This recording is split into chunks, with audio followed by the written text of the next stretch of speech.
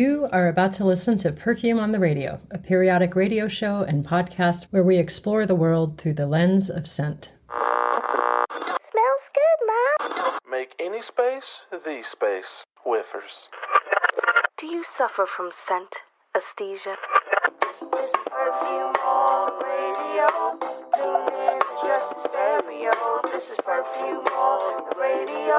On Lookout FM. You're listening to Perfume on the Radio on Lookout FM. In March of 2023, the Institute for Art and Olfaction took part in a delegation to Qatar through the good works of the Qatar America Institute for Culture. There was a lot to see in Qatar and a lot to talk about. So much so, in fact, that I've dedicated this episode of Perfume on the Radio to the artists, perfumers, and business people that we met there. Here then is an audio exploration of what me and my coworkers learned about Qatari scent culture. A quick note that some of the music from this episode was sourced from the Qatar Digital Library, which is a collaboration between the Qatar National Library and the British Library, and has some very cool open access media, including music. My name is Saskia Wilson-Brown, and I'm excited to bring you along on a trip to Qatar via the magic of audio. Let's get started.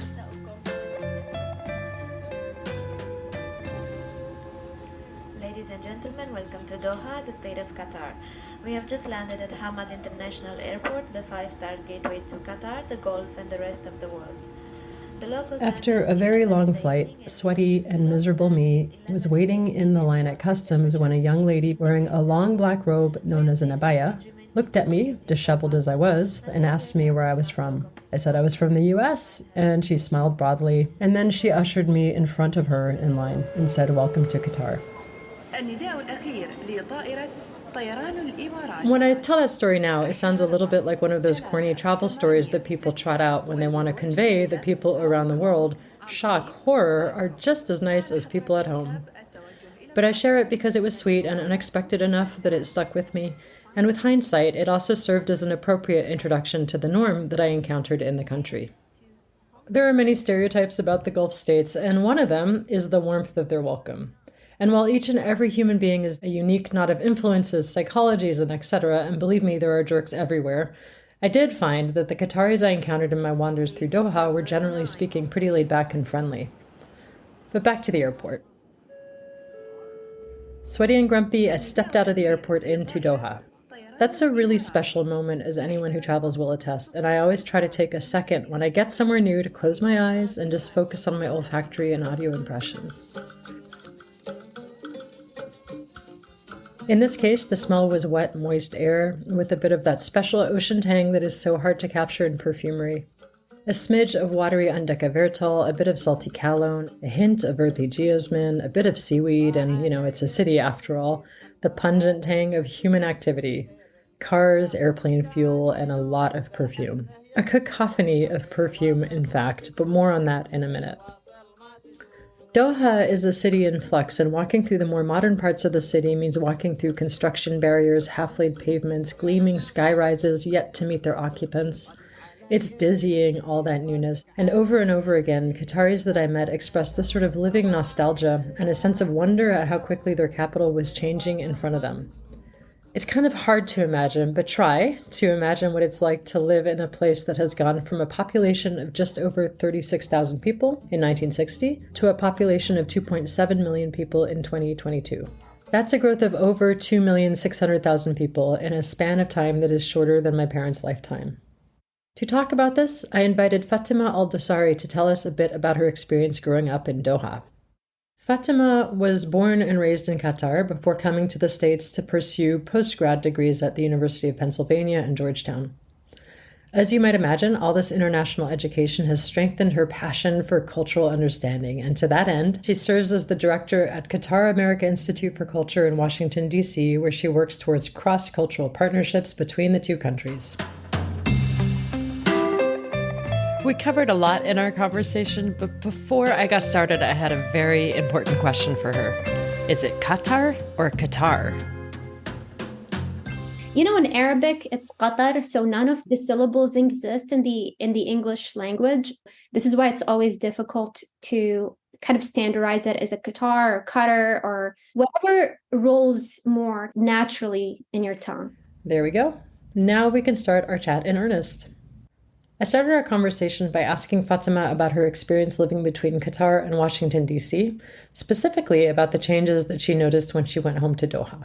Here is Fatima. This is a really interesting question, Saskia, and thank you for asking, because it's kind of a question between what's real and what's, ideal. As Qatar changed the past 25 years, home, it's within the people who I'm connected with, my family members, my friends, my acquaintances, because Qatar, as I know, it changed. Mm-hmm. So whenever I go back to Qatar, I'm really excited to explore the new Qatar. Things are exploding and changing ever since Qatar won the bid for hosting, the World Cup. It was last year. If you remember, we went and visited as part of our delegation tour Liwan, and we met with artist Aisha Suwaidi. I truly resonate with her idea of home and how it's more about nostalgia for us, witnessed the beautiful, evolving change of Qatar the last 25 years. So to me, when I go back to Qatar, as I said, it's about seeing this openness to the world and how things between the global and the local are kind of merging together to create Qatar as it is today. And has that changed since you were a kid? Do you feel like Qatar is more globally open now in your experience? Yeah, for sure. I remember back in the 90s when McDonald's opened, and it's a big kind of national event where cars lined up in a drive-through to order because everyone was excited about having this American brand opening in Doha. Today, we have this international presence of all the brands and the names. And as you saw, everything was in Qatar very bilingual. People are surprised that they can speak more English or other languages in Qatar than Arabic. So it's not totally surprising, to see how global and international Qatar is, because the country's ambition and vision is very global. Yeah. But the beautiful thing I think that makes Qatar unique is that it still maintains its traditions and its identity and its heritage. And this is why I'm always proud, of Qatar being different. Yeah. Well, so on that topic, I mean, nevertheless, you've witnessed great change. So, for instance, I remember when we were there, we were driving by there was a shopping mall, and I think there was a Dairy Queen or something like that. And you said, "Oh, I used to hang out there as a kid." And it made me think about this sort of sense of both hanging on to the heritage and the tradition, but also a sense of loss. So are there any spots that you remember when you were a kid that you find are disappearing or evolving maybe?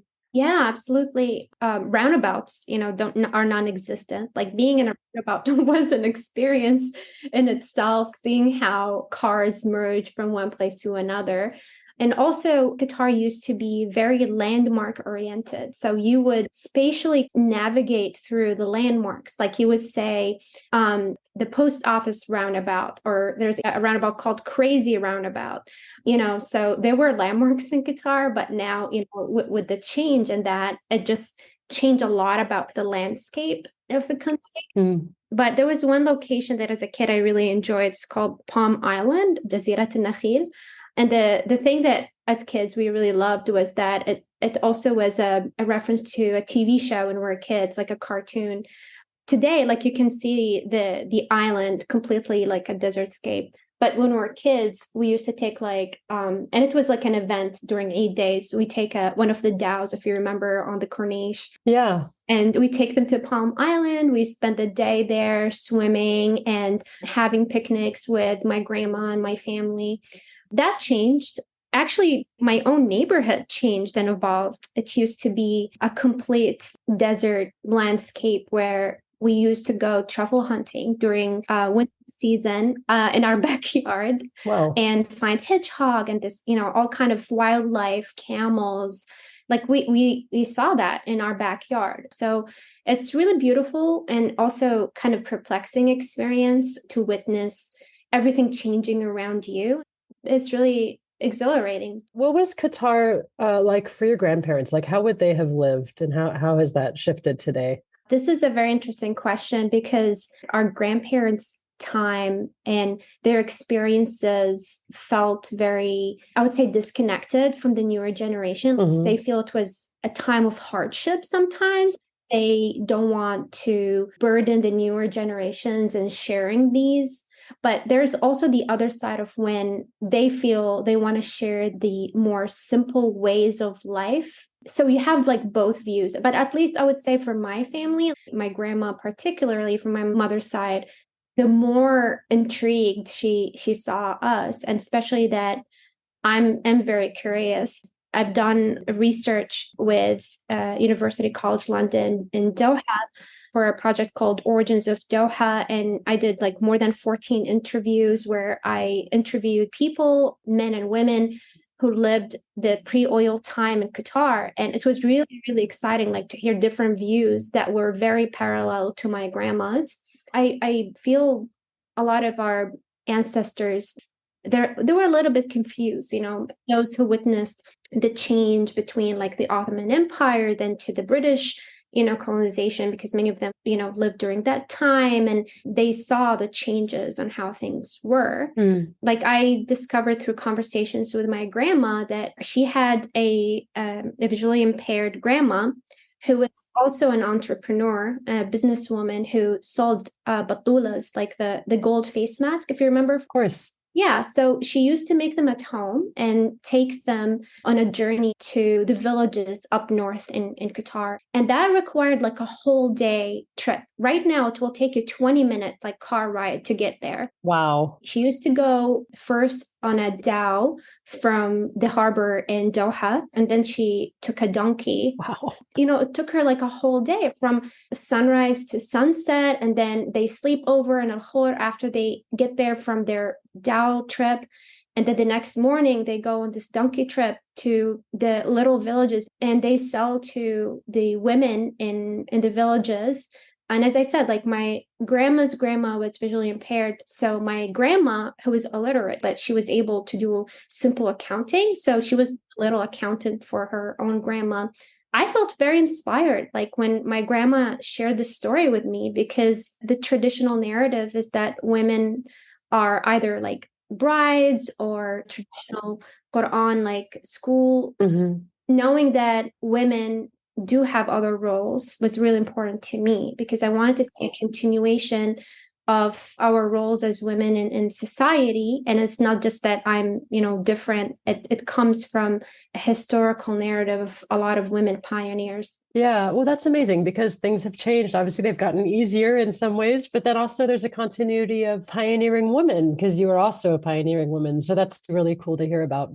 So I guess my last question for you then, Fatima, is there anything that you think that you would like to share about Qatari culture that you think often gets overlooked in the larger world view? This is honestly a great question, and I thank you for it. I think overall, people really focus on Qatar's recent history. They don't think where, the country comes from, and that it's really rich with its values and heritage and tradition and its pioneering spirit, not necessarily only, with the natural wealth of like liquefied natural gas. The country is very small with its size and its population, but it's very big with its ambition. Like Qatar played a huge role when it comes to mediation between a lot of conflicts. And I feel very proud of that. And I really hope that people will be open, to visit and experience things themselves. It's not very common that they get to meet locals, when they go to Qatar. But if they look very closely, they get to meet them. Yeah. Again, because we're a small population, we tend to be more reserved. But once people feel more comfortable and trusting to others, they move out from that kind of muted group set up to something more open, and they open their homes, they invite you to weddings, and nothing can be more intimate than inviting a stranger to come to someone's house. Yeah, I would just love for people to go experience Qatar as you did firsthand, and for them just to learn more about the culture and people. Yeah, and I will say I was very, very pleasantly not surprised, but it was a very pleasant experience walking around Doha and feeling like people were generally pretty welcoming, and it's also very international. So it's a very comfortable place, and I think maybe that's something that I didn't know to expect before I went. I'm really glad you felt that, because a lot of, as I said, like people try to navigate and understand what is the national identity of Qatar versus like its, regional identity as an Arab country, or its religious identity as also a Muslim country, and all the mix of that all together, because it's a melting pot, So I'm glad you got to experience that, and I'm really excited for our journey together to see the reflections and interpretations this fall, inshallah.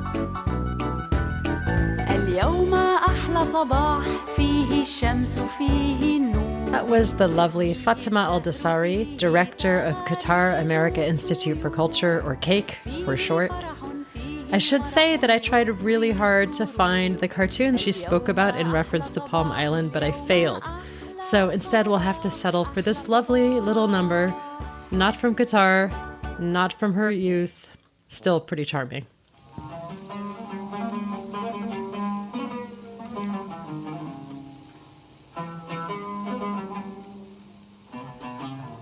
Qatar is a country that is noticeably diverse, and walking the streets and markets of Doha, you see people from all over the world. I met folks from the Philippines, Punjabi people from Pakistan and India, Kenyans, Malaysians, people from Thailand and China, Sudanese people, Tunisians, Omanis, Saudi Arabians, Kuwaitis, Emiratis, and so many more. As for the Qataris, while they constitute only 10% of the country's population, they themselves are a diverse mix, descended from the nomadic Bedouin tribes or the settled city dwellers, and sometimes from the pearl divers of the past centuries. One thing that this huge group of people have in common is religion, and specifically, that religion is Islam. For full disclosure, I am not Muslim. I have an outsider's perspective, and as such can never even pretend to understand the complexity of faith. But one thing I can do is read, and I've spent some time researching scent references in the Quran and some of the Hadith. So with all this in mind, I was pretty excited when we were invited to the Quranic Botanic Gardens. Our guide there was a gregarious Egyptian named Muhammad who shared plants mentioned in the Quran or in the Hadith. We had sweet flag, calamus, balm of Gilead, several types of ginger, along with other notable and sometimes surprising materials such as the toothbrush root and sidra, or desert apple. Here to tell us more about this experience is Razwan Ul-Haq. If you've listened to past episodes, you'll remember Razwan from our episode called Al-Kalima is the Word, talking about Arabic calligraphy. He is an artist and a calligrapher based in Bradford, England, and I asked him to reflect on his experience visiting the Quranic Botanic Gardens. Here is Razwan. I felt particularly humbled by the experience there, but especially the way the aromas sort of mixed together like an orchestra. There seemed to be a harmony there, and there wasn't one scent or one colour that was overpowering the others, and that was lovely. We were actually in the shade of that beautiful Grand Mosque as well. I mean, what an absolutely wonderful, wonderful gem in the Gulf. Yeah, that was something I was going to actually say, because there was this sort of visual juxtaposition between these really well-tended and carefully prepared gardens and this super beautiful modern, like, I don't know, it was a minaret, I suppose, just jutting out at the sky diagonally. It was very sci-fi in a lot of ways, wasn't it? It was. When I first saw it, you think, interesting. But as soon as the sun began its descent for the twilight or Maghrib prayer, it was just breathtaking and beautiful. Those sort of very sci-fi lines and nature just together, very peaceful and very beautiful. So in the botanical garden, do you remember any of the smells that we came across? Yeah, first of all, I think as soon as we went in, there was a sort of mingling of lots and lots of sweet, woody sort of scents. The calamus plant, which had a very sort of woody, wet sort of smell, I think in Arabic is ad-darira, sometimes in other places known as az-zarira. And it's believed that the Prophet, peace be upon him, was perfumed by that root. Something a bit closer to home.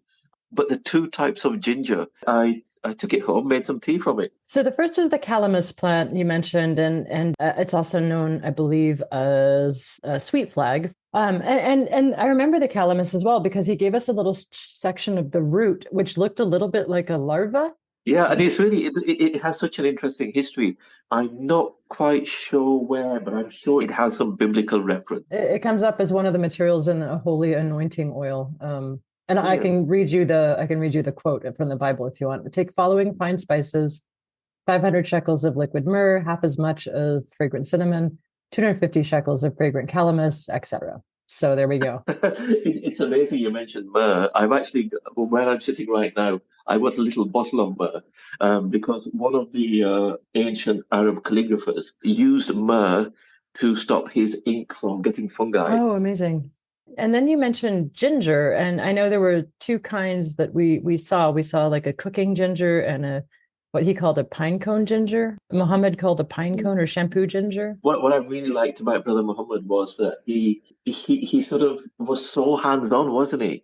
Yeah. Talking about hands-on and roots, the other lovely smell was the smell of the root of the miswak tree, the toothbrush tree. Oh, yeah. Now, the funny thing is that as soon as it was taken out of the ground in front of us, it was the smell that sort of took me back to university times where, I think it was from India, a gentleman used to sell miswak, and that same sort of smell. Wow, so it triggered that memory from your university years. That's cool. Yeah, and often we forget that perfume sometimes is actually bound with culture. I mean, what I've been finding interesting for a number of years is that people are so used to smelling, part of the alcohol with the perfume that for some people, if it's not there, it's not perfume. And similarly with the miswak tree, it would make a great perfume, although it's not considered such. And the other one, lemongrass. Oh, yeah. Lemongrass. I use lemongrass as a sort of insect repellent, but also for cleanliness and other reasons. The lemongrass they had there, it seemed to be less less sharp and more lemony. But yeah, I think everything there. I can remember on the way back, we had a fantastic discussion about, should we leave nature as nature? These devices sometimes we create so that, when the wind is blowing, a certain scent would overpower it. I can remember that conversation. Yeah, sort of accepting nature on its own terms and not trying to supplement or expand it, right? Yeah. Yeah. That was really, really interesting. So, Razwan, we mentioned a couple plants. We mentioned sweet flag, lemongrass, ginger, and these are all in the garden because they're mentioned in some place in the holy text. So in the Quran or in certain hadith. As a Muslim, did experiencing these scents in the garden impact you and your faith in any way? Yeah, definitely. I think when you're reading the Quran, for example, the Quran talks about the world being symbolic. Now, often what happens is you have interpreters or people who are sitting in a room where they're studying, which is all very well. We do that whenever we're studying history or maths or whatever. We all shut ourselves into a room and then we study it, which is fine. But I thought that maybe this is what, and it's my subjective opinion, of course. Of course. Maybe that's what brings it alive. What a wonderful avenue it is to go down. That sort of sitting outside, maybe reciting the Quran or contemplating on the Quran in a Quranic garden, to me, seems to be more powerful and memorable and meaningful than perhaps sort of just sitting in a room. So I was just thinking how great it would be for children growing up or for, people who want to know a little bit more about the religious text to actually go outside and actually see the manifestation of the words they've been reading. And then from that manifestation, other meanings sort of manifest.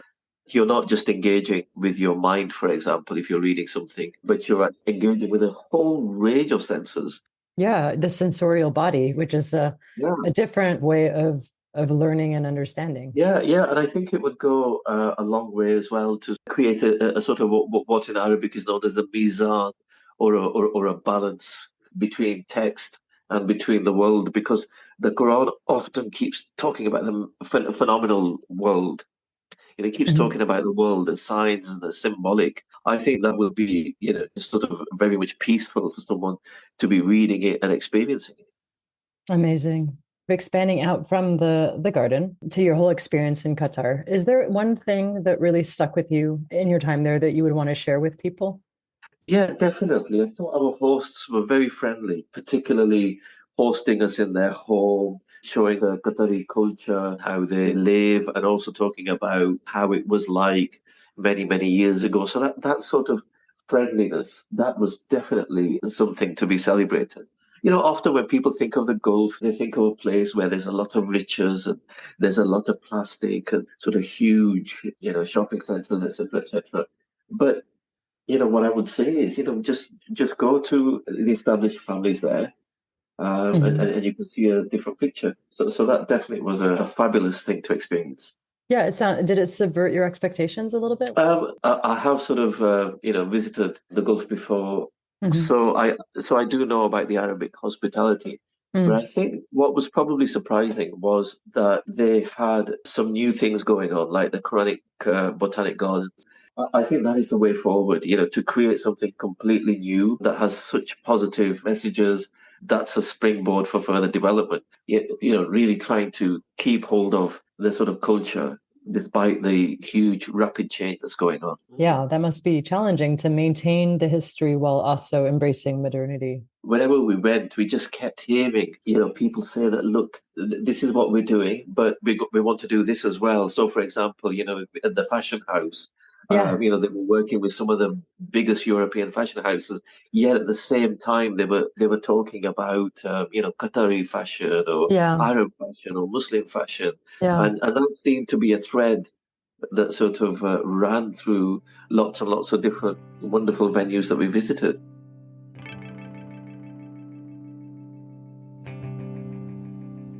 That was the talented and kind Razwan Ul-Haq, who is an artist and calligrapher based in Bradford in the north of England. Not a stereotype, an observation. Scent in Qatar, as in many other Gulf states, is a huge factor of everyday existence. Everywhere, and I mean everywhere, is perfumed. Sometimes it's intentional, as we'll see in a moment, sometimes it's unintentional, but the level of aromatic presence is actually astonishing.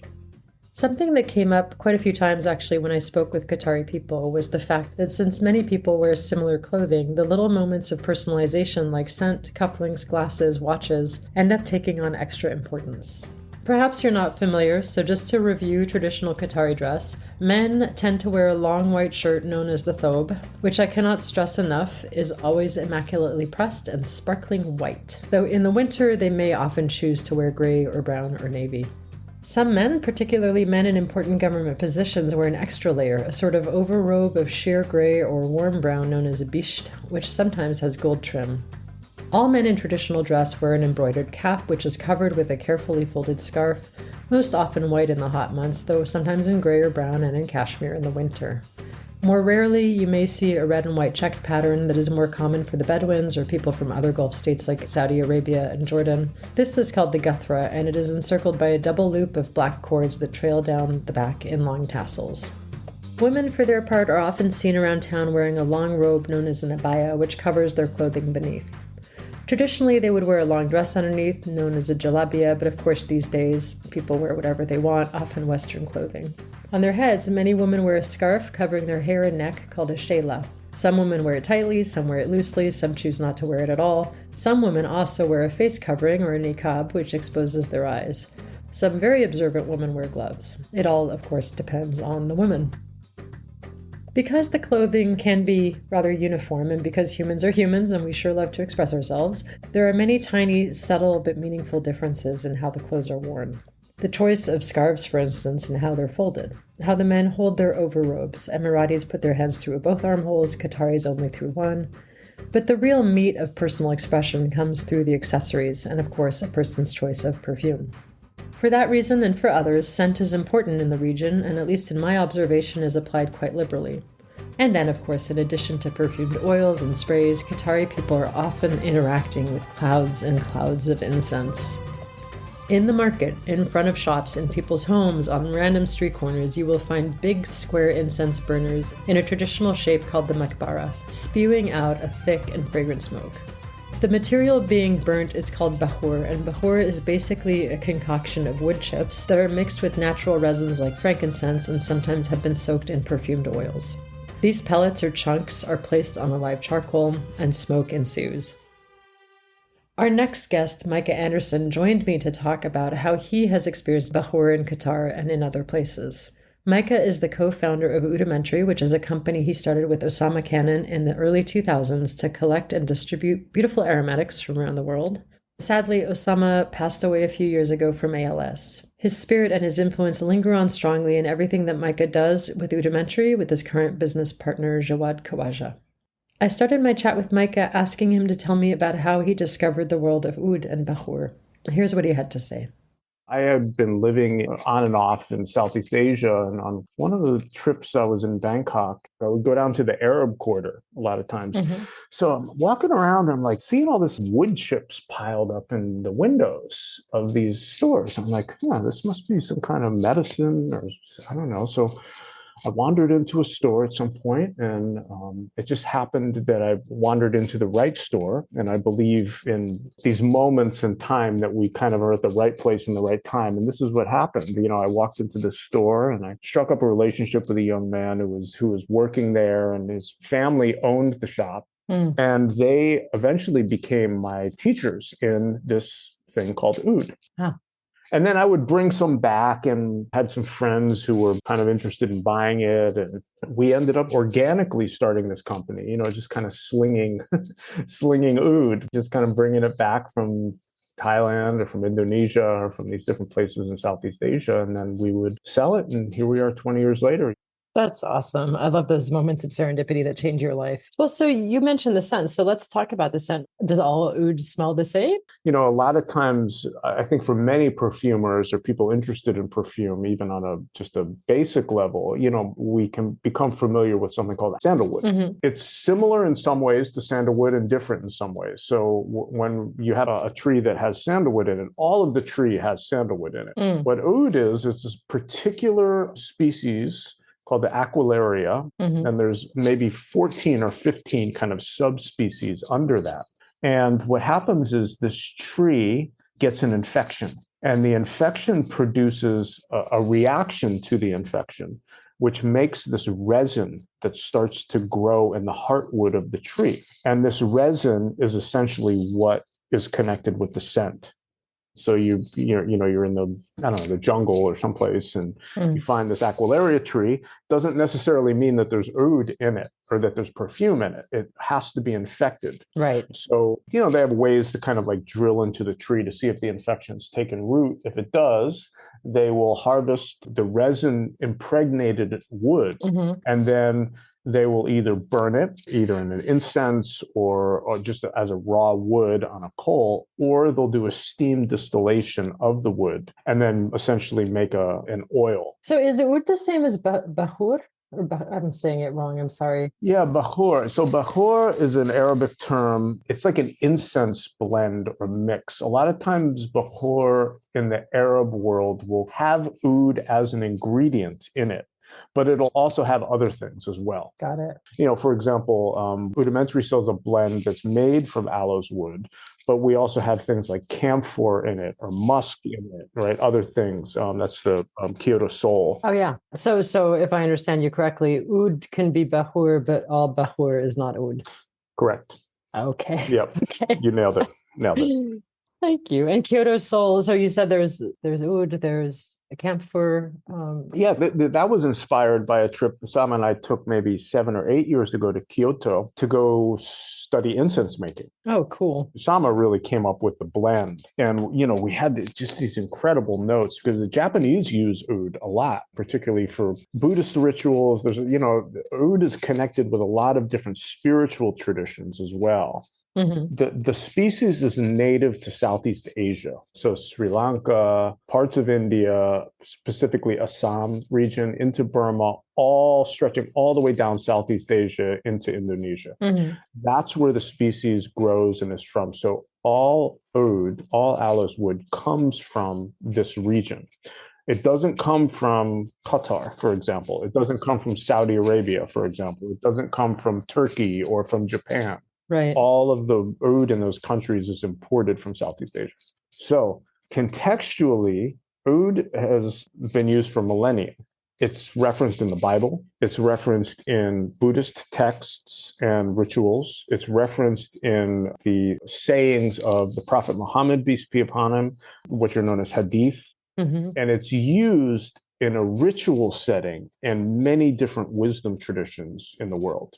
Mm-hmm. Aloes wood has often been thought to dispel negative energies in spaces. It's been used to it's hard to talk about the metaphysical with physical words, but it's like almost to create an aura, a protective aura by the scent. And the way that it's often used in perfuming or in this ritualistic way, for example, in the Arab world, which we saw when we were on our, on the delegation, for example, we were guests at someone's home.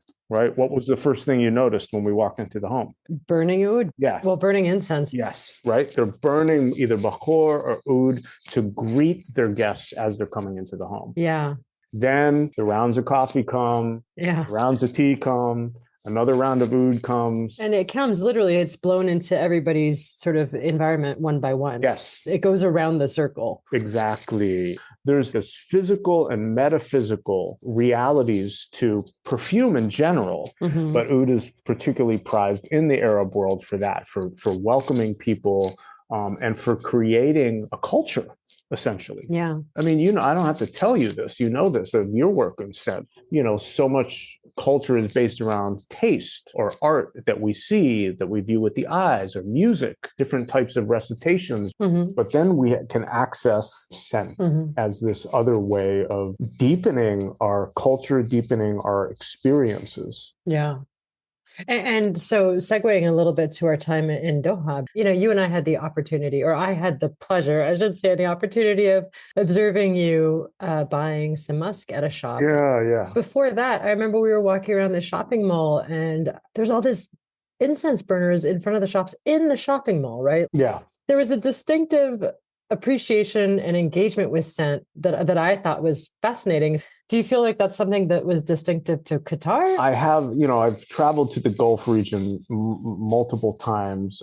I do think in my experience that the Gulf has a particular fondness for particularly oud, aloes wood, and bahor, and perfumes that are derivatives of aloes wood. It's kind of ironic because in places like Thailand or Indonesia, even Thai Muslims or Indonesian Muslims, for example, generally don't burn oud. They wear perfume. Right. They may burn incense or different types of bahor, but they're not kind of like oud connoisseurs. And I think this is a direct connection with Islam's relationship with aloes wood. The revelation came to the Prophet in the Arab region, right, in the Gulf region. So I do think that there's kind of a deeper, again, metaphysical connection that the people of that region have with aloes wood that maybe they don't even have in the countries where the actual plant or the tree grows. So Micah, as I mentioned already, we had the opportunity to do a little shopping for some aromatic materials, and I recorded a little bit of an audio snippet of our time buying musk together in a mall in Qatar. Do you remember that experience buying that musk? I do. I very well. So what do you remember about that? What was memorable about it for you? So this was a musk that I had many years ago that we sold briefly. But as you know, in the perfume world, especially with organic products, the stock dries up. Right. And it's like you've got to look elsewhere for a new stock. And the new stock isn't the same as the old stock. So we kind of fell into that with this one particular musk. Part of my real intention was like, if I'm going to go shopping in Doha, I'm finding this musk. Right. I went to the mall several times, looking at all these shops, trying things. Finally, I found this one shop, and the guy had 3 different musks in it. I think you remember, right? There was a regular one, there was a Nepali, and then there was a Tibetan one. Yes. And I bought a bunch of them, and I already went through a couple bottles. Oh, no. Yeah. It's really addicting stuff. Yeah. So that was the first meaningful thing for me, as I was able to find this kind of holy grail that I had been looking for many years. Yeah. I think secondly, it was nice to be able to go with you and to just kind of go into the shop and play around with the scents and see what we liked and also get your kind of take and opinion on what the musk was. And I'm curious, like, have you spent any time with that, with either one of those? Yeah, I had. And if I recall correctly, it's been a minute, so I'll have to go back and re-smell. But if I recall correctly, you and I both kind of flipped out over was it the Tibetan? There was the Saudi one, the Tibetan, and the Nepali, right? Yes. So there was the Gazelle, which I think was Arabian, and then the Nepali one, and then the Tibetan one. The Tibetan one I had never smelled before. Yeah. I mean, all the musks, obviously, they have an animalic quality to them, like a kind of a dirty funk to them, which some people find that it's not their thing. Yeah. But for me, it is a thing. Animalic notes are also present in oud. Yes. Sometimes they'll talk about oud, and one of the notes that they'll use, even going as far as saying like a barnyard note or even a fecal note. Yeah, or like a wet sock note. Yep, wet sock note, blue cheese note, all these notes that most people who maybe even listening to this are going to be like, whoa, it's a little crazy. The question I have for you also is why was it so hard for you to find these musks here living in California as you do? We're falling down these rabbit holes of scent. And I think certain scent cultures are not known. Yeah. And often when we don't know something, we can be hesitant to understanding it or learning it. So I think with oud, for example, most people in this country probably have no idea what oud is. Right. Of course, this has been shifting. Anyone who has their finger on any type of pulse around major perfumers in the West know that everybody's making oud now. Mm-hmm. I'm not a big fan of a lot of those ouds personally, because I find that first, my belief is a lot of it is probably synthetic because things have to be uniform, and oud is not a uniform scent. Yeah. So many of these major perfumers, they have to have some sort of like uniform quality to their products. I think the main question was focused around musk. Like, why is musk a challenging scent to find? I think it's because it's a challenging scent. Right. Period. Right? Again, these animalic notes, they're challenging. I'm a musician, so I think in terms of like listening to music, if you listen to jazz, somebody can easily listen to maybe a mid-50s Miles Davis album, but they're not going to feel the same way about some free jazz album. It can be a challenge to listen to certain types of music. I think the same is true with perfume. Yeah. As someone who's fallen down those rabbit holes of these more challenging scents, they've become second nature to me. But I think to the average person, I just don't think there's a demand for musk.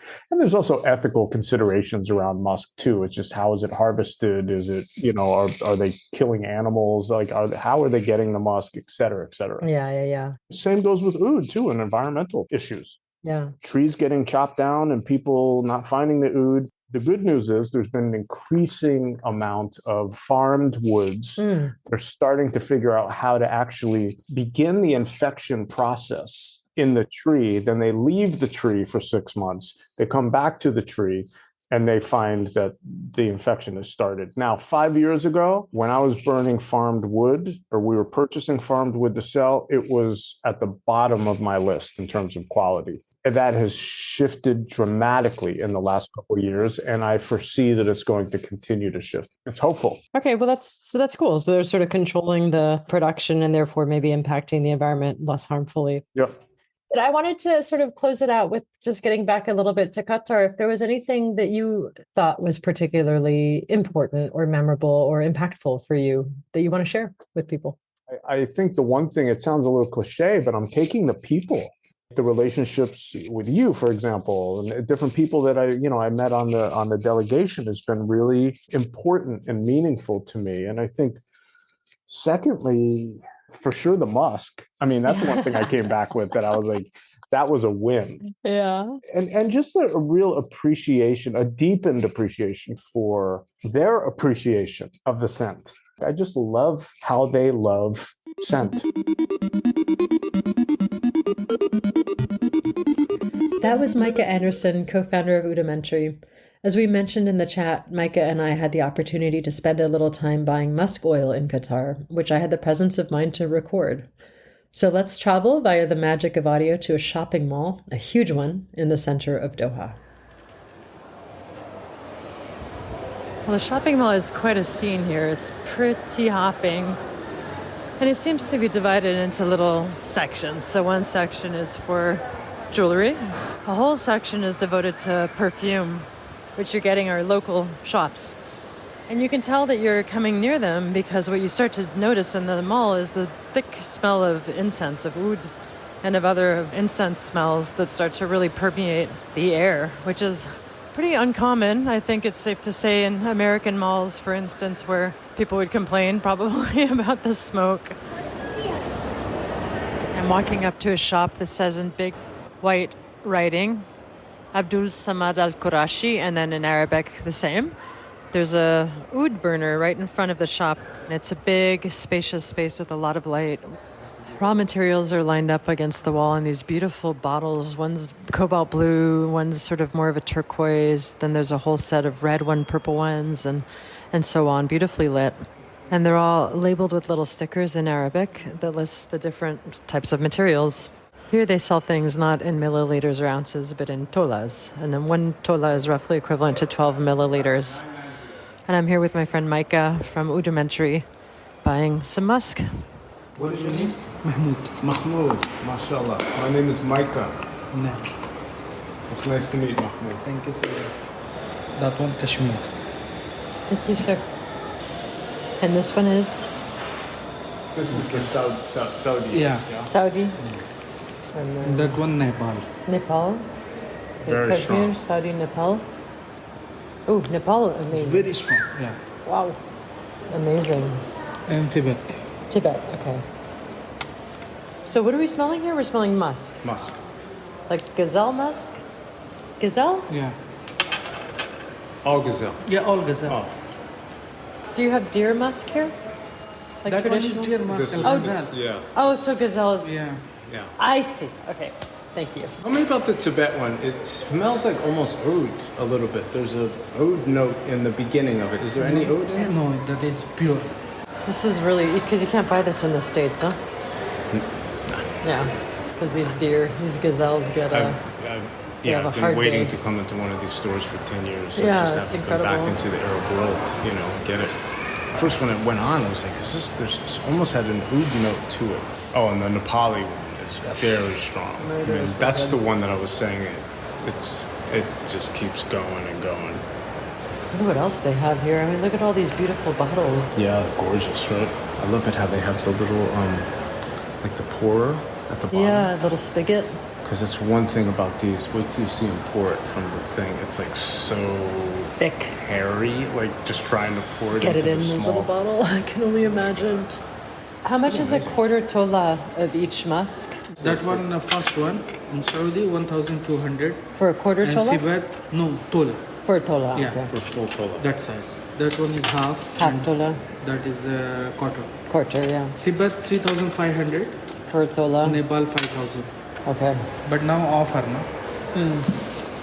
50%. Yeah? I will give you. Could I do quarter tolas? Which one? All three? Quarter. Take half better, I will give you 50%. Quarter maybe take 15% and 13%. You take tola, nice 50%. 50%? 50%? 50? Yeah. Half, 2,725. So let me do the math. 1 second. I have to do the calculations. Thank you. You need water? No. You need water? Thank you. I'm okay. Thank No, you, I'm sir. okay. Thank you. So we spend some time smelling and then we negotiate. Negotiation typically goes along the lines of here's your regular cost and here's your discount cost, and the discount is sort of presumed to happen. And from there you try to go a little bit lower, or you relent if you're me and just go with what seems reasonable. He's crunching some numbers. Obviously, the larger size you get, the more discount you get. Yeah. That's why. So I bought a half tola Yeah. for $165, and I got a free half tola. So I basically got a whole tola for That's good. $165. Yeah, that's good. Which is that size. Yeah, that's But good. I got them in two halves. I got two of these. Half. Yeah. Okay. 2,725. As I watched and hung out, Mahmoud showed Micah variations of musk from different places and also products like oud and civet and some other things besides. In the end, we both ended up buying some tolas. Well, I bought quarter tolas, and mine came to about 1,400 Qatari riyals, which was about $385. So definitely not cheap, but hey, it was more expensive for the deer.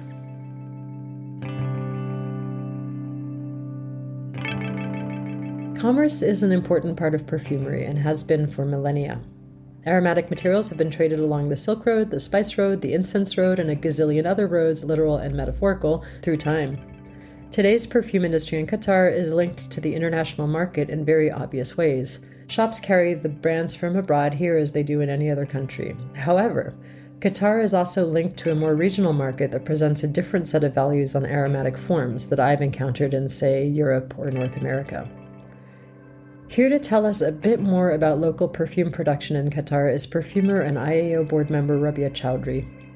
Rubia is a Pakistani-Canadian perfumer who moved to California in 2016. She's on the board of directors at the Institute for Art and Olfaction, and she was one of the delegates on our trip to Qatar. She joined me from her home in LA, and I particularly wanted to talk to her about the various perfume companies we had the chance to visit in Qatar. But first, Rubia had something to say. Before I get into the whole delegation visit, I wanted to quickly do a shout out to Cake for allowing this trip to happen. And it was an honor for me to be there and get familiarized with what we're going to talk about today. Shout out to Cake. Shout out to Cake. So, Rubia, we were together in Qatar, back in March. And while we were there, we were invited to meet some people who worked in perfume production. So let's start with the Perfume Factory. Would you tell us a little bit about what the Perfume Factory is? Yes, so the Perfume Factory with the owner, Mamou Al-Matwi, it was founded in 2018. So even though it's young, it has so much of a large presence in Qatar.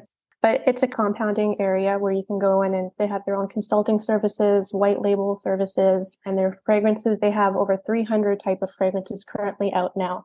And even though they were in fine fragrances, when COVID hit, they kind of did a switch and got into sanitary products instead. The scents that they have typically compared to the US, US, it was more medicinal, whereas there was a little bit of floral or woodsy elements. And they work with large, when we talk about other folks as well in Qatar, like some of the businesses in Qatar that we met with, their white label was popular, but their largest growth is through their sanitary products. And then, as you recall, throughout Qatar, their products were at every restaurant, every hotel, every lobby recognized their scents that they had because their scents were so unique. I recall them saying that they source their materials from Europe, but they bring in that cultural aspect of what the people enjoy there. They put those elements in there. Yeah.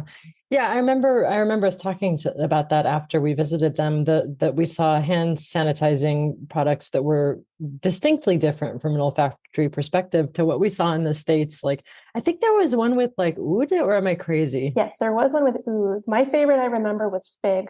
Fig really stood out for me. Yeah, it's funny. It's just different approach to scent, because here everybody's trying to get the scent off their hands, and they're like, let's embrace it, Yeah, it was, and then I was surprised that it wasn't too overwhelming either. Yeah. It was light. And I recently read as well that they're planning on expanding into the European markets. Oh, cool. We also met with a perfumer called Abdullah, who is also an influencer, I should say. And we met him at I think it was the Printemps or something, one of those French department stores. It was at the Galerie Lafayette. That's right. And now it's owned by the Qatari government. That makes sense. So what struck you as notable about Abdullah's work? All the elements that he brought into his line had touches of Qatari culture. His scents also were quite unique. He had one scent that had the white packaging that was more for daytime wear. And then he had a nighttime wear one that was a little bit heavier that had oud elements to it. Mm-hmm. Here in North America, when I was exploring oud, I would find some of the scents being heavy, but they use oud in a way that it's light and transparent. It was really cool to see. And then when I looked him up further, I'm like, I saw that he's a public figure and he's got a great following and his fragrances are very reputable. So that was pretty cool that we had a chance to meet him up close. If you go on his Instagram, and he's the only one who has the handle, I think it's at Abdullah. Oh, wow. That's awesome. He was one of the first on IG, being one of the first influencers in Qatar, but you'll see his pictures of him and it's amazing. He's got great fashion. So speaking of fashion, one of the highlights for me, and I know for you, because we talked about it, was when we visited Amina, who's the owner of Jivana, the company that she runs in Qatar. And there she gave us sort of a personal experience of her perfume making process, and also we went through this like absolutely bananas extravaganza of looking at clothing. Oh, yes.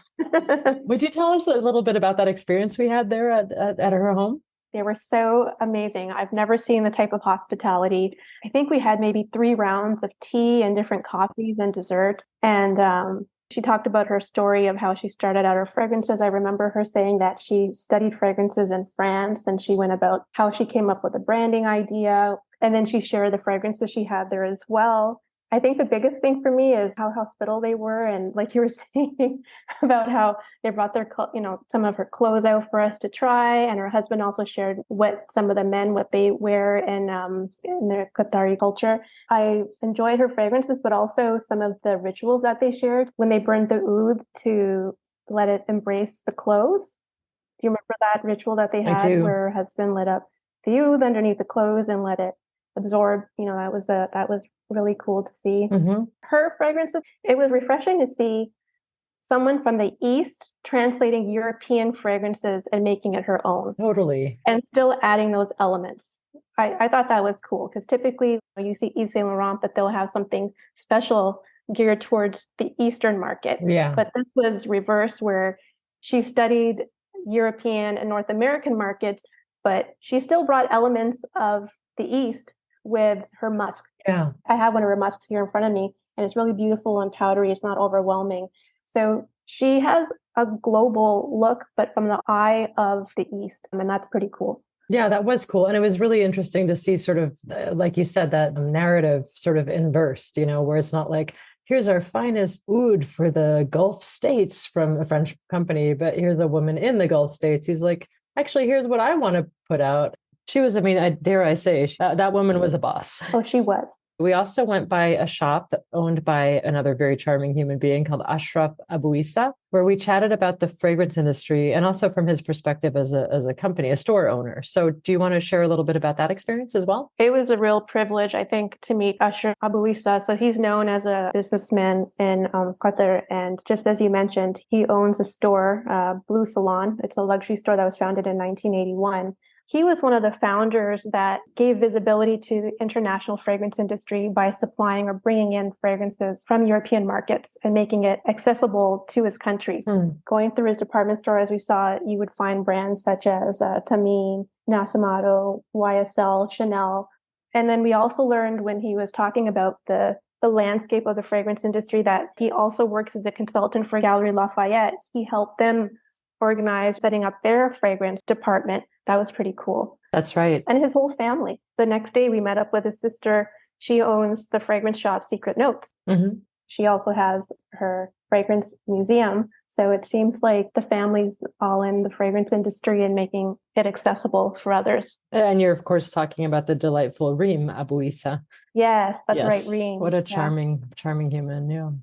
So overall, Rubia, taking a bit of a bird's eye view, did you notice a big difference between, your experiences meeting with Ashraf Abu Isa and Giovanna, Abdullah, and the Perfume factory? Did you notice a big difference between those experiences and then your experience walking through and buying perfume at the souk?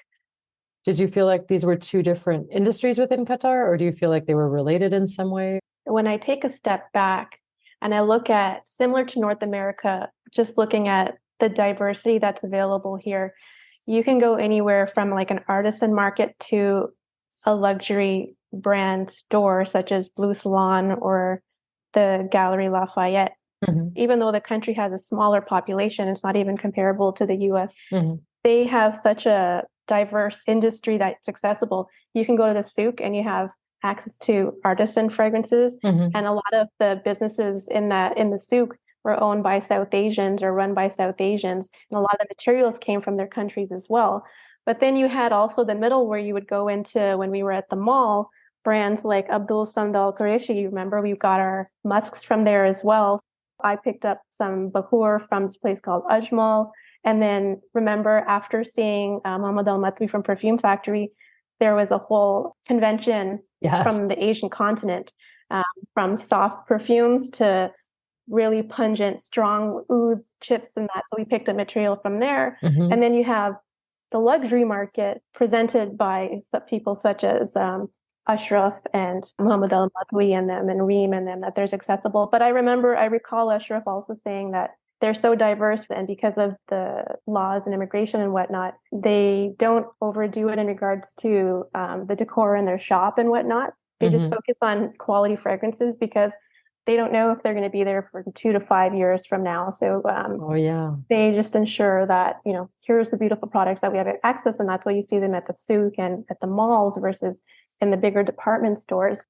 Something that also stood out to me, for example, here at the malls, typically the kiosks in the mall usually will have jewelry and whatnot. Over there, they had fragrances from all over the world. And some of them were very synthetic or copycats, and some were actually very good if you gave them a chance. The marketing here in North America, you can tell that, okay, this is a luxury line. But you don't know when you're in that souk, you walk into that little shop, that they're carrying a very high luxury product themselves as well, that before you're buying, you need to have a nose. Yeah. And that to me speaks to a little bit of a fluency in scent that I definitely noticed. And I know you noticed in Qatar, where the marketing tells aren't as obvious as they were, at least to me as somebody who's not from there, but the nose, I can't believe I'm about to say this, but the nose knows what's good. And you could just, like you just said, notice things that were fantastic, even when the marketing tells weren't necessarily signaling that this was something that was high value. 100%. You got it right there. Nose on the nose. I love that. Oh, Lordy. So, Rubia, just to sort of close it out, if there's one takeaway from your time in Qatar that you want to share with people, what would it be? My one takeaway is that I wasn't expecting the country to be so diverse. When I was there, I found myself speaking my family's language and having access to unique experiences in food and culture that I wouldn't have in North America.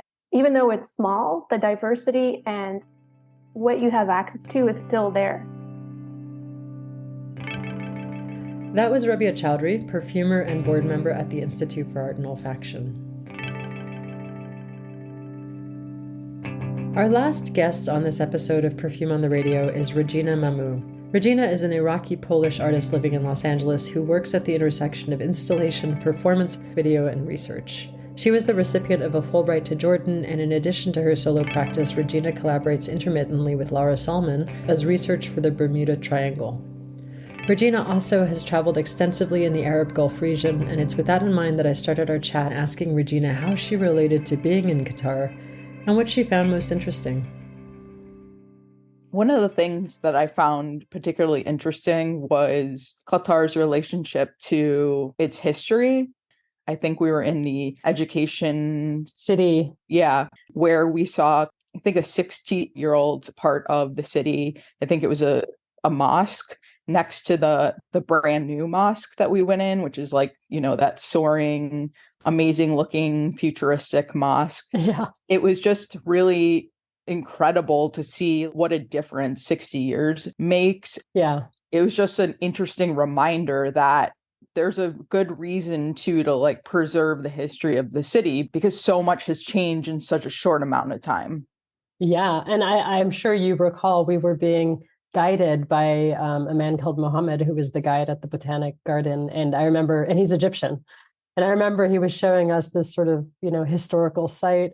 And I remember noticing this little glint in his eye. And I was like, 60 years, for an Egyptian, it's such recent history, but the change is so extravagant. Exactly. As Americans, we're used to going to places where when we travel to Europe, for example, 200, 300 years is really old for us. But in Europe, that's nothing. Now we're going to a place where 60 years is relatively old. Totally. It made me feel like I was from an old culture.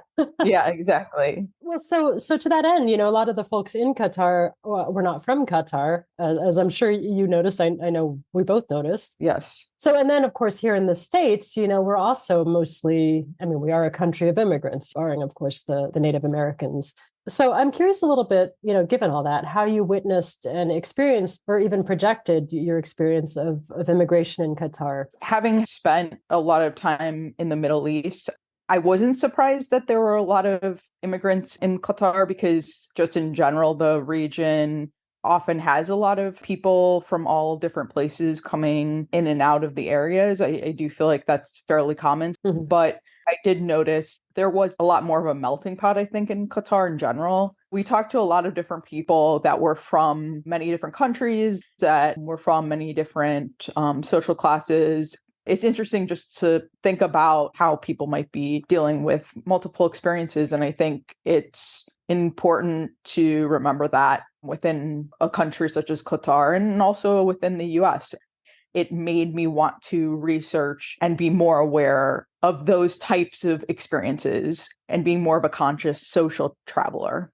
Yeah, I had a similar response, I think, to you. First of all, there's lots of stories around Qatar, especially after the World Cup. You know, we've all heard them. Yes. And so I was doing my best not to let that impact my perception of the country, while not totally disregarding the fact that there might be some tricky dynamics at play. Exactly. It's like you don't know unless you've been somewhere. And even when you've been somewhere once, that's not enough. You have to really spend a lot of time in a place to really get to know and understand culturally and socially what a place is like. I think it's important not to make fast judgments about places that you're traveling to. Right. Cultures aren't monolithic, you know? You can't say one culture is like this or one nationality is like this, you know? So I think it's important to be open-minded in that respect.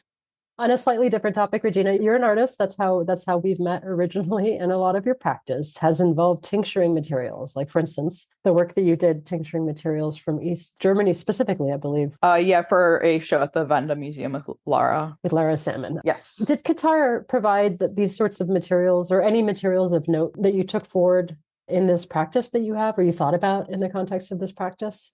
Yes. At first, I wasn't sure which inorganic materials I might use because for tincturing, I like to use experimental materials that are inorganic.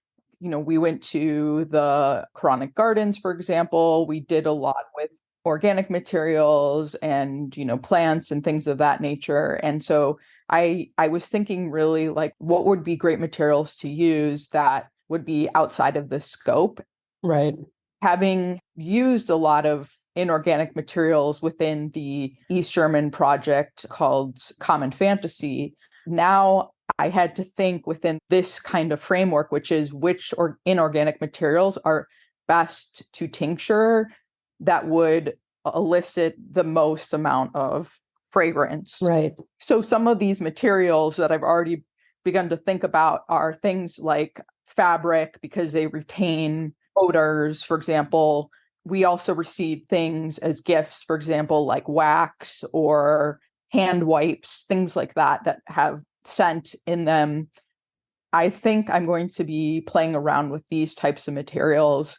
So I have to be creative with the gifts and the things that I sort of picked up along the way and kind of go back and really think about ways that I can extract scent from these materials. And they may not be just from putting them in the dropping funnel. Like I may have to do different things to them. I may have to crush it. I may have to rip it. I may have to burn it. So a lot of this is just being creative about how to work with the material to get it to extract the scent that I needed to. Oh, it's interesting because a lot of your practice has to do with sort of capturing these impressions of space and time. Or memory, I suppose, through the materiality. And for instance, I know for the Common Fantasy project, you guys had things like ceiling tiles and objects that were in the everyday lived experience of folks from the location. So I guess the question is it challenging for you to try to capture space in this way or memory? Yes, it definitely is challenging. You know, it's not hard to find materials that remind us of a certain place that we've been to. But I think it's really difficult to find those materials that will then be used in the tincturing process and elicit a fragrance that people can actually perceive. Exactly, because the tincturing process can be, especially when you're using it so much as a purist, it can be so light that it's hard for people to even smell it. Right. You do really have to think outside as a cliche goes, you really have to think outside the box in terms of how do I work with these materials to really capture the experience that I've had in a unique way, but still maintain a sense of like the experience that I've had. And also be able to communicate that in some way, of course, right? Exactly. Yeah, it's tricky because you're playing in the space of memory and lived experience, which is both hyper subjective, but also something we all share. Exactly.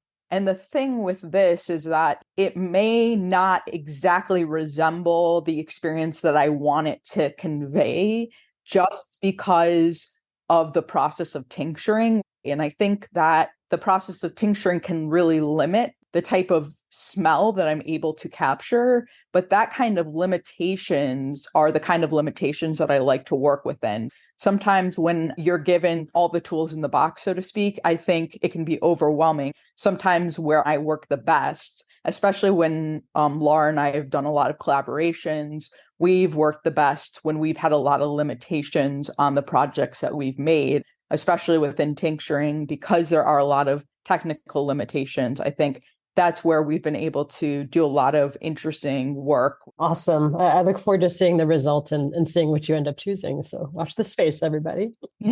On a slightly different topic, but related, we visited some art spaces in Doha. In particular, one that stuck in my mind was this space called Liwan, which was this art center in an old school. And I'm wondering, did you feel some familiarity with how folks were working there? Like, did you encounter any art practices or people who you felt like, okay, I get this, like I understand this particular practice, or I can relate to this particular approach? Yes, Liwan was a really great experience to go to, because I think this was one example where we were seeing an older building. I believe it was the first girls' school. Yeah, within Doha, that had been preserved and then was used to create this kind of artist residency space and also co-working space where designers and ceramicists and leather designers and t-shirt designers could basically have spaces where they could make their work. And I think this is a perfect way to encourage a creative community to come together.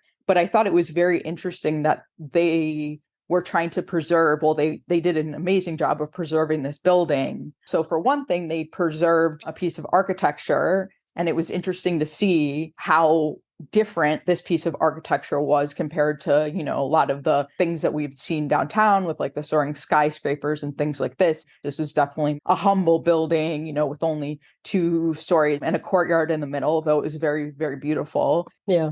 They also preserved a lot of the elements from the classroom, like a globe or like teacher material. So it was interesting to see that. So I felt like that was a very unique thing that I had never seen before. And I thought it was really special that this was headed by a younger generation. I think it's important that the younger generation there in Doha is spearheading this commitment to recognizing that the older part of the city should be preserved. Yeah. And their history, should be preserved as well. And again, it's only like a lot of the city being brand new within the last 25 years. So a lot of the younger generation being in their like mid 30s, for example, are watching their history being erased in some way. To me, that was new. And I thought that was fascinating. I was really glad that there was a space where people could come together and create community.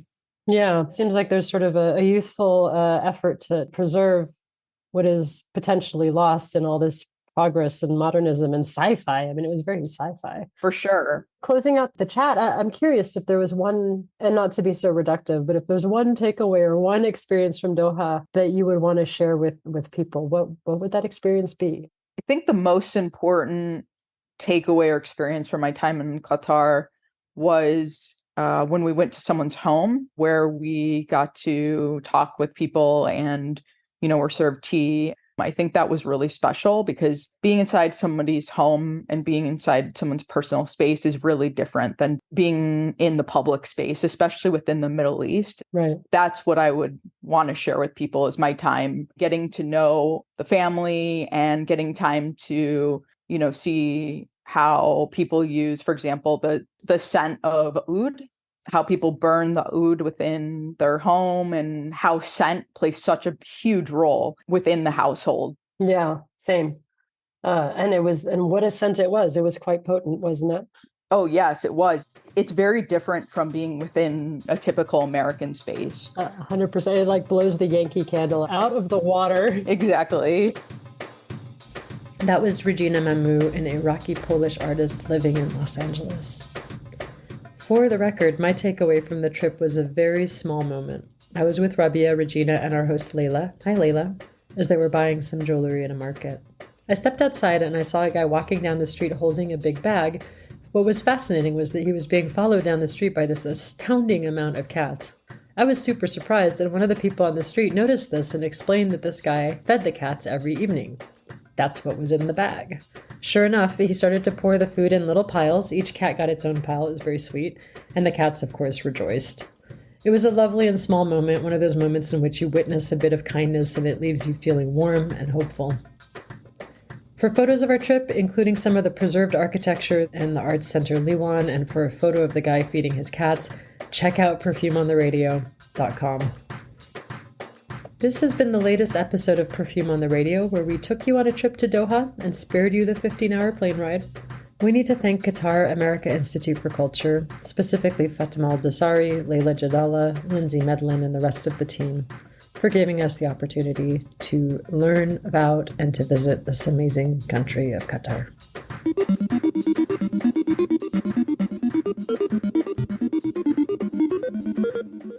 Perfume on the Radio is presented by the Institute for Art and Olfaction. We are a nonprofit devoted to experimentation and access in the field of perfumery. You can learn more about us and all our activities at artandolfaction.com. As always, this episode will be archived on a podcast provider of your choice, as well as on our website, perfumeontheradio.com. If you like what you heard, do us a solid and give us a nice review. It actually really, really helps. Audio IDs for the show were provided by the lovely Maxwell Williams, the talented Darian Zahedi, and the inventive Emmitt James.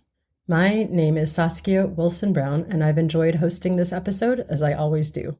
We'll release another episode sometime soon, but until then, my friends, keep it kind, keep it real, and keep it aromatic. Smells good, Ma. Make any space the space whiffers.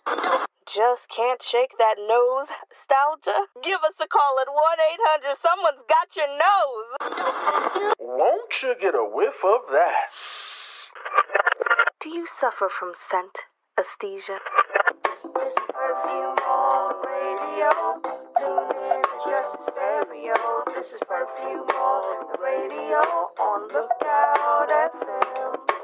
You're listening to Perfume on the Radio on Lookout FM.